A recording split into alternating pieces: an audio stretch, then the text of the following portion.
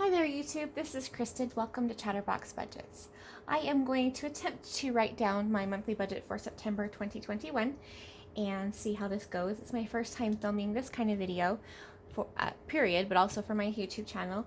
And also it will be the first time I've ever explained my monthly expenses to anyone out loud, at least in the last little while. So anyway, I am using the monthly budget page from the Organized Money Budget. I guess it's a budget workbook. I did purchase a digital copy and I have printed it. I've laminated it because I like to reuse them, and I'm using a Expo vis-a-vis, like is it? Wet erase marker. These are my favorite. You could tell because it's all over my fingers. I apologize if this is jumbled and confusing and all of that. I just need some practice. So I did get my gooseneck phone holder, which is what I'm using. Haven't used it very much. I did practice a couple of times, but hopefully everything will work okay, and if not, then I guess I'll try again later. Okay, so some things to keep in mind before I start. I am paid bi-weekly. I am not salary, I am hourly. But I do use PTO to fill in any gaps in my time, and PTO is paid time off. That covers sick time, vacation time, and any holidays. I do get paid for holidays, but it's spread out over the year, so I get a certain amount each paycheck. And then I do have an HSA, a health savings account through my employer, which I use for all of my medical, pharmacy, dental, and vision expenses. And so you won't see that listed on my budget because I already budgeted for it at the beginning of the year. I estimated how much I might want to have and put that in my HSA. I do have prescriptions I fill every month or every 3 months depending on the prescription, but it's not big enough of a deal to have to budget for it. Okay, the other thing, let's see. I do have a 401k also that I'm contributing to, and I'm changing that, so that's one of the reasons why I'm not exactly sure how much I'm bringing home. And then I have changed my deductions, and my hourly income is changing, so I'm not sure how much I will actually be bringing home, but I'm estimating what I think it might be. It should be more than this, but I'm not, anything that's extra will just be put probably into savings or my emergency fund. My credit cards are paid off, but I do use them for weekly and monthly expenses, but I make sure I have the money available in either my checking account for my bills or my cash envelopes for my expenses, so that I'm not using more than what I have on hand. That cash is available. I take it out of the cash envelope or whatever and put it aside so that when I go to the bank the next time, I can just deposit it and then pay that bill. Or if it's for my monthly bills, it just comes right out of my account. Okay, I think that's good. I do not follow the Dave Ramsey baby steps, and I do not do a zero-based budget. The method that I use works for me, and it covers me based on, because I get different income depending on the time of year. I get overtime quite a bit throughout the year. I'm always volunteering for it if it's available, but I also do get that during October through December because it's open enrollment, and then sometimes the camera's shaking, sometimes in January through March because it's another open enrollment, so it just depends. Okay, so let's get this going. I do want to say, so what I do is I have everything put together into categories for my budgeting. I got really frustrated with having to keep track of all of my different subscriptions and memberships coming out of my account. I do have them on my calendar. I do know when they're due, but I don't budget for them individually on my list because it's just too many things to list. So memberships includes Amazon Prime, Good Budget, which is my digital envelope app that I use, Sam's Club, Walmart Plus, and YouTube. I do pay Good Budget and of course Sam's Club annually. Amazon Prime right now I'm on monthly, but I will be changing to annually probably in January. Same thing with Walmart Plus. YouTube, I could not find an annual option, so that one will just stay monthly. Subscriptions would be Audible Premium, Google One, which is my storage for everything, documents and email and all that stuff, HP Instant Ink, which is my ink subscription, Hulu, and I have the no commercials, and then Kindle Unlimited, Netflix. I do have the 4-screen one. I'm thinking about changing that, but it's not really that much of a difference, and so I don't know. We'll see. I haven't decided yet. Prime channels, I do pay for 3 of those. I just canceled one that I used to pay for, but I have Acorn, BritBox, and HBO. And then for service fees, that will include I have a credit card that does have a monthly fee, and that's $12 a month. I am going to be canceling that card, but for right now I'm keeping it open because I want to have it go as long as possible on my credit, but I'll be canceling it before the annual fee is due. That's $12 a month. And then there's a charge for paying my rent through the portal.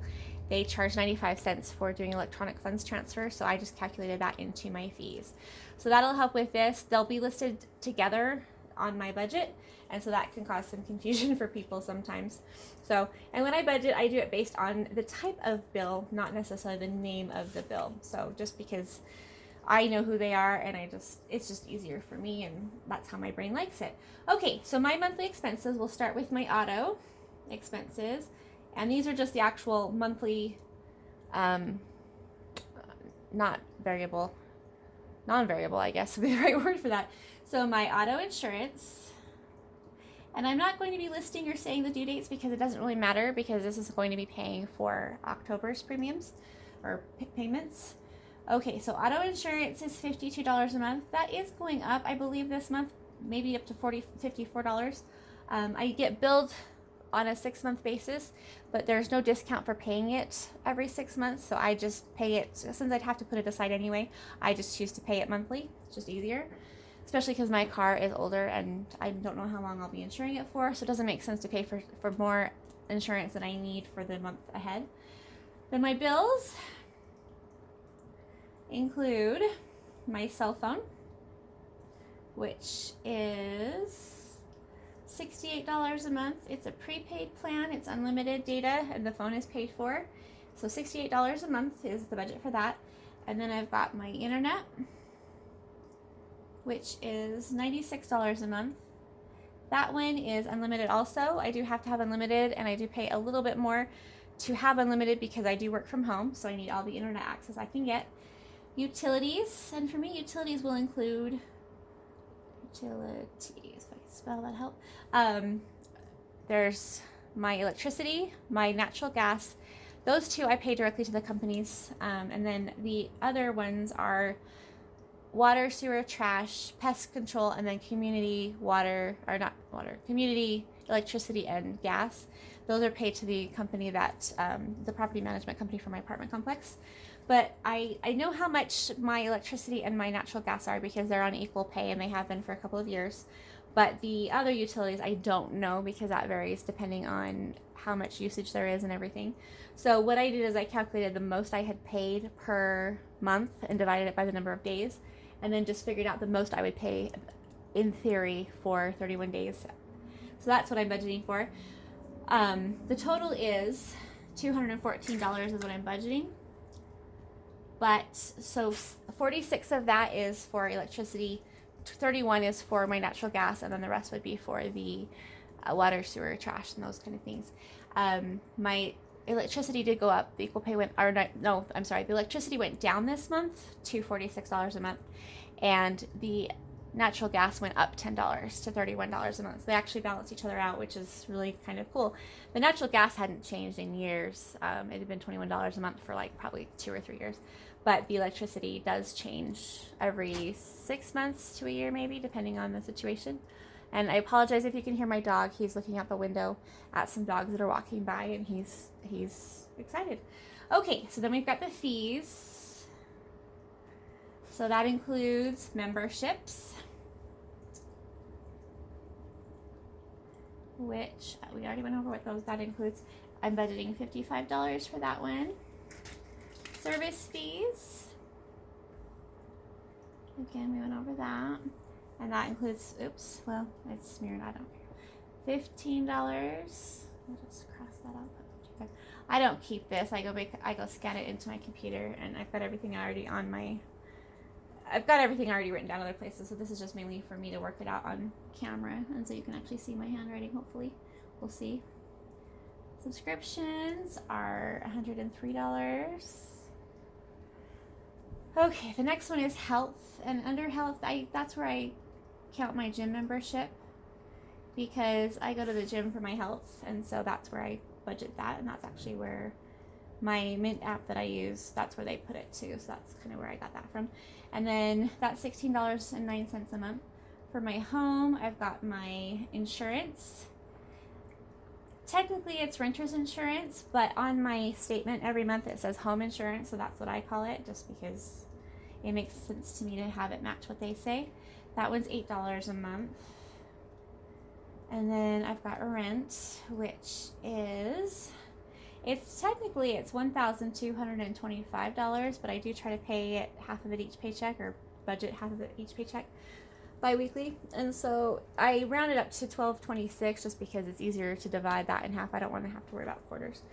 Okay, and then for my cash envelopes, which would be my variable expenses and my sinking funds slash freedom fund, which is what I call it, I budget $700 for those. So what I do is I budget $700 total, and that's for my cash envelopes for my food, gas, household, miscellaneous, personal, and pet stuff.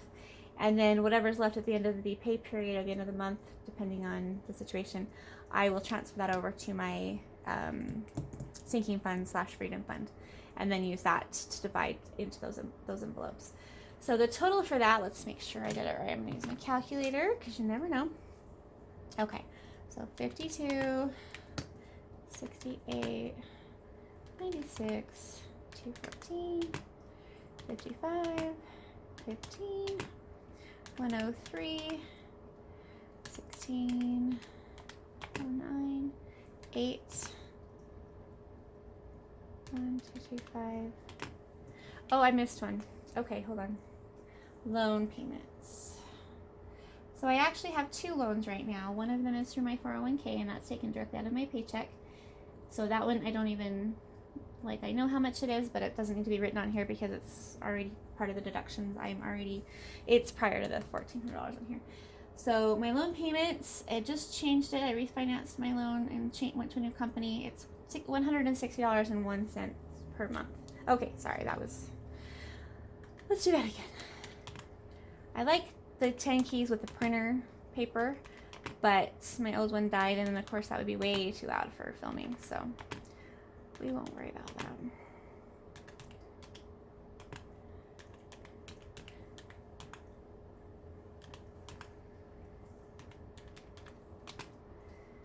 $160.01. Okay, $2,012.10 plus the $700 for my envelopes. Okay, so total expenses, we're going to say $2,712.10, and then the projected amount of income, that's $2,800.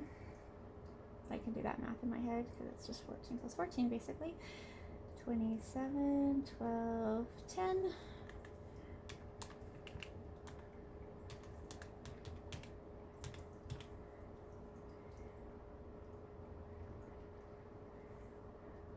Right? No, that's not right. Hello, sorry, 87.90. Okay, so anyway, so the balance left would be $87.90. So this just tells me how much I need to bring home. Like I said, I'm not sure about this yet. This paycheck and this paycheck will be different because there's a rate income increase here on this paycheck. But what I do is I just budget how much I need, and then if I get more, great. If I get just what I need, then it's fine. One thing you won't see me out on here is tithing, and the reason for that is because when I do tithing, I do 10% of my earned income. So if I were to list that would give you how much I earn, because you could just multiply that by 10%, or it's just 10% of what I earn. But also because I don't count that in this, it's also subtracted before that. So and then also I don't budget for giving, because what I do is I take any of my actual cash envelopes, I take those, and I take the money out of those envelopes depending on where I am and what I'm doing. So for example, if I'm at the cash register and they ask if I want to add money for whatever fund they're doing that at that time, United Way or whatever, I will round it up and then take it out of there. I do my grocery shopping actually online. I do the Walmart delivery, and they ask if you want to round it up to the nearest dollar, and I just take that out of my grocery budget. And then same thing with things like who is it?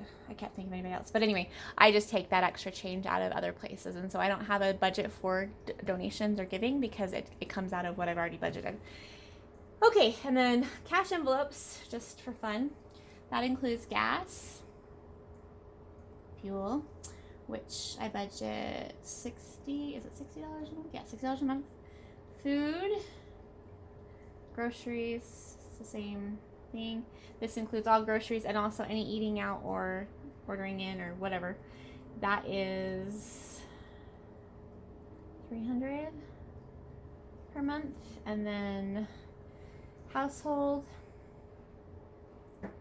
which includes toilet paper, paper towels, dish soap, laundry soap, that kind of thing.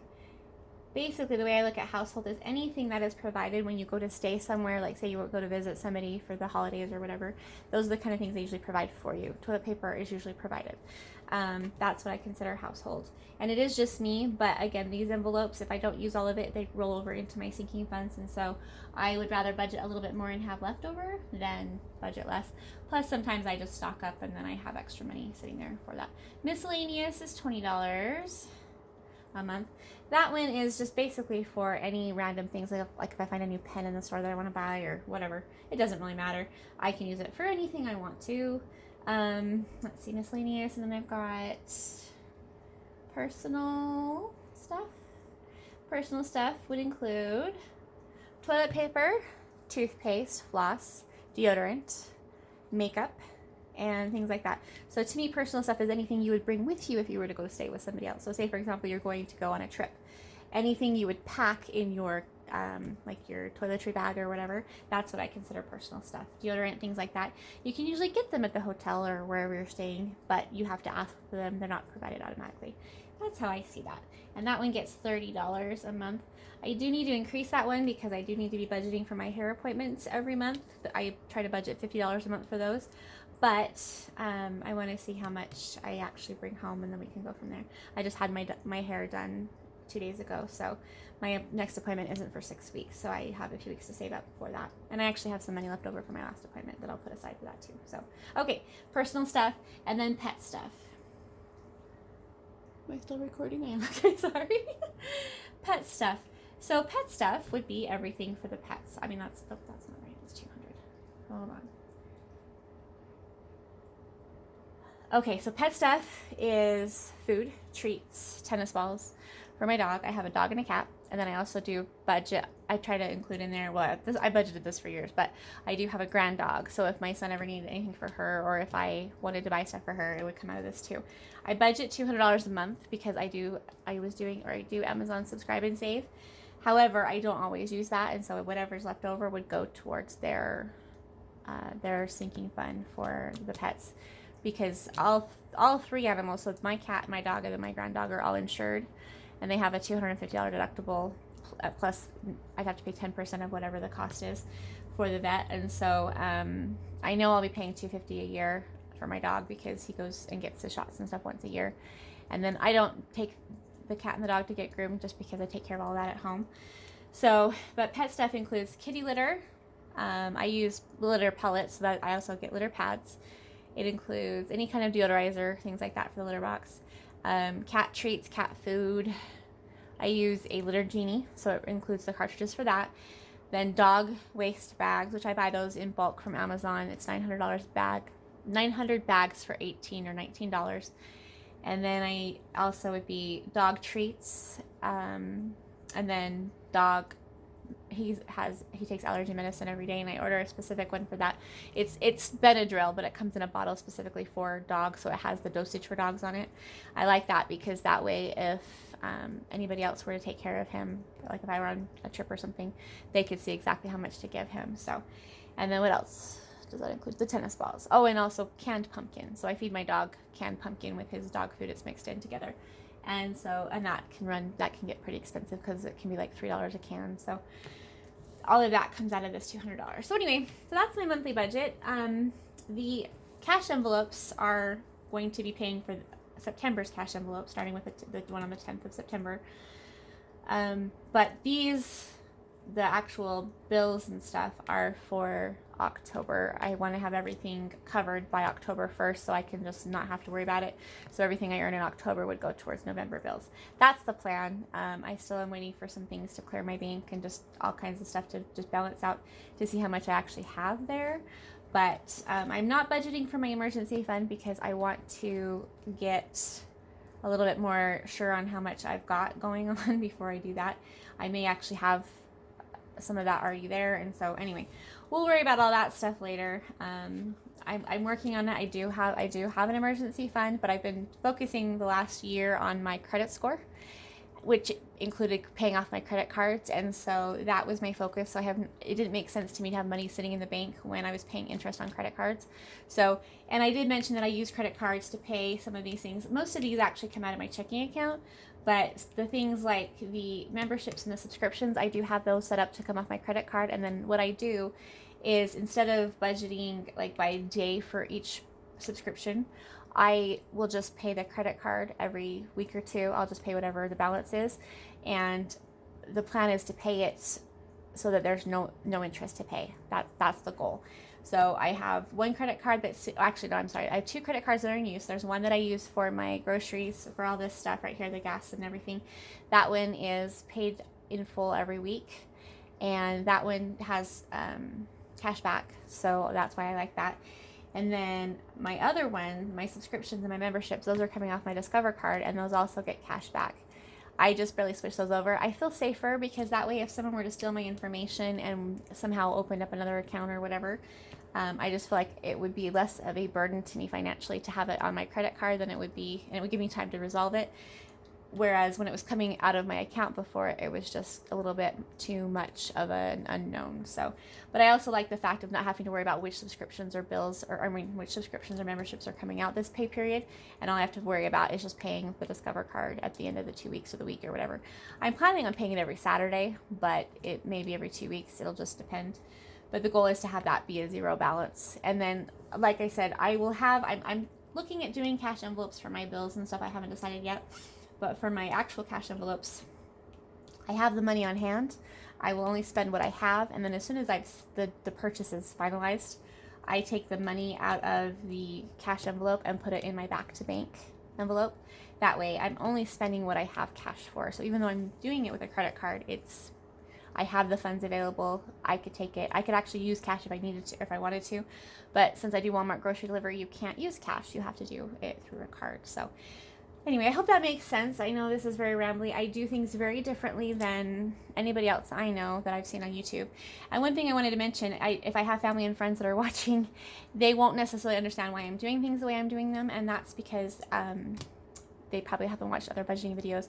But this is similar to what I've been watching since 2019 from people. So anyway, I do want to mention this worksheet is from the Budget Mom Budget by Paycheck workbook. I purchased it in August of 2019. It was a digital version, and it was on sale because the new version was coming out that month. So I think it's the 2019 version of it. But I love this. I only use bits and pieces of each workbook, or each budget book, whatever you want to call it. I also use the bill tracker from the Budget Mom. I've got my bills in chronological order on one side, and then I should say payments, they're not just bills. And then I have them by alphabetical order on the other side. I like to do things alphabetically, but chronologically works too. It depends on what I'm doing. So, and I do have all of my payments that are regular.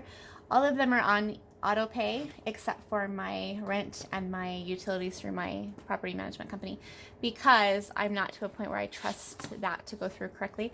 My goal is to get to where I have enough funds available in my checking account for my bills that if they took the money out earlier than I expected, that it wouldn't impact anything else. So I'd have to get, I think, a month ahead to be able to do that. So my goal is to be able to do that starting I'd like to do it in January, if not sooner. I like having all my bills on auto pay. It's just so much easier, but that's why I have a separate checking account for my bills. So I have a separate checking account for bills, and then my sinking fund / freedom fund has a set checking account with the savings account attached that'll be for my emergency fund. And then the other plan is with my payments, anything that I budget, if I end up spending less, I will transfer the difference to the savings account attached to my bill checking account. And then that way the money's there and available. So if the next month the bill's higher, I can just take it out of that account. I won't necessarily keep track of where each one comes from, but for example, if my utilities through my apartment complex are more expensive one month, I put 75 aside or whatever. Then if they're more the next month, the money's sitting there ready. I don't have to worry about, you know, borrowing it from somebody else. So anyway, I hope that makes sense. This is my first one of these. I will be doing one hopefully Friday for my next paycheck, which that'll be interesting because I've never done that either. I do budget by paycheck, but I don't necessarily like it's the same every payday. So I try really hard to just keep things consistent. It just helps with my OCD, and also with when things get busy with work, if I have everything already in a routine, it's just so much easier because I tend to be in robot mode, because working 50-60 hours a week is just a lot for my brain. So I don't have a physically demanding job, although I do have to type all day, or not have to, I do type all day, but I do have a it's mentally demanding, which I like. So anyway, thank you for watching, and I hope that you'll join me again next time, and have a wonderful day. Take care.